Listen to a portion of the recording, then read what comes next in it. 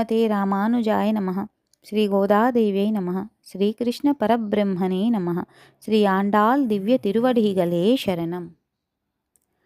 அங்கன் மாஞாலத் அரசர் அபிமான பங்கமாய் வந்து நின் பள்ளிக் கட்டீர் கீழே செங்கம் இருப்பார்போல் வந்து தலைப்பேதோம் கிங்கினிவாய் சேத தாமரை பூ போலே செங்கன் சிரிச்சிறிதேயம் மேல் விழியாவோ திங்களும் ஆதித்தியனும் மெஜுண்டார்போல் அங்கனிரண்டும் கொண்டு எங்கள் மேல் நோக்குடியேல் எங்கள் మేల్ శాపమిషిందేలోరెంబావాయ్.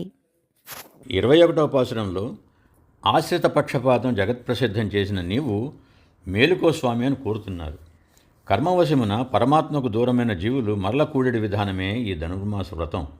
దీనికి ప్రధానంగా భగవద్భక్తుల సహవాసము, ఆచార్యులను ఆశ్రయించుట, మంత్రోపదేశము, మంత్రార్థ మననము, పురుషాకారభూతురాలైన లక్ష్మీదేవిని సమాశ్రయించుట, వీని ద్వారా భగవంతుని సర్వస్య శరణాగతి వేడుట అనునవి ఇంతవరకు మన గోదాదేవి సూచించినది.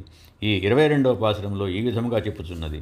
ఈ విశాలమైన భూమండలమంతయు తమదేనని అహంకరించిన రాజులు తమ అహంకారమును వీడి తమను జయించిన సార్వభౌముని సింహాసనం కింద గుంపులు గుంపులుగా చేరినట్లు మేము కూడా మా మమకారములను విడిచి నీ సన్నిధికి వచ్చాము. ఈశ్వర సర్వస్వ భూతానాం అని కీర్తింపబడినట్లు నీవే సర్వేశ్వరుడు అయితే మేము కూడా ఈశ్వరోహం అహంభోగి, మేమే ఈశ్వరులమని తలుస్తూ మా అంతటి వాళ్ళు ఎవరూ లేరని విర్రవీగుతున్నాం.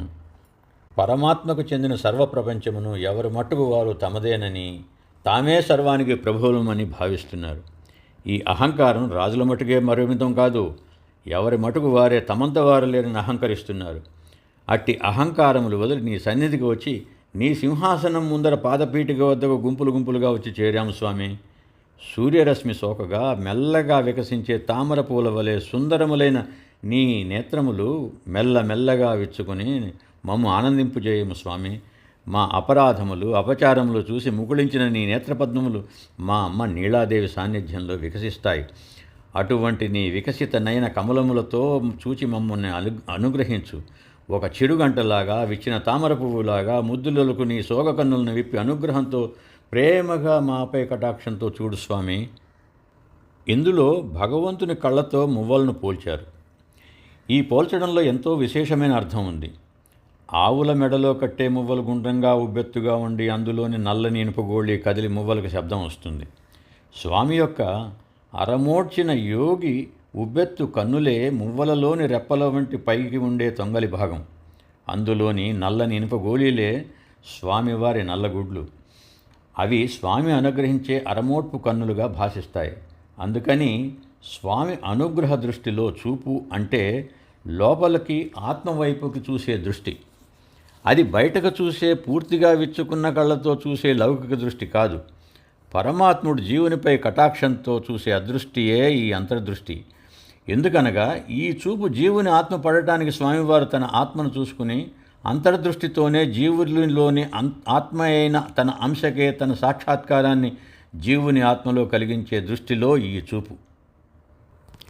సూర్యచంద్రులు ఆకాశంలో ఒకేసారి వెలిగినట్లుండే నీ నేత్రాలు అంటూ స్వామివారి నేత్రములను భగవద్గీతలో విరాట్ పురుషునికి చెప్పబడిన శశి సూర్య నేత్రం అని అంటున్నారు. ఇందులో ఒక యోగ రహస్యం ఉన్నది.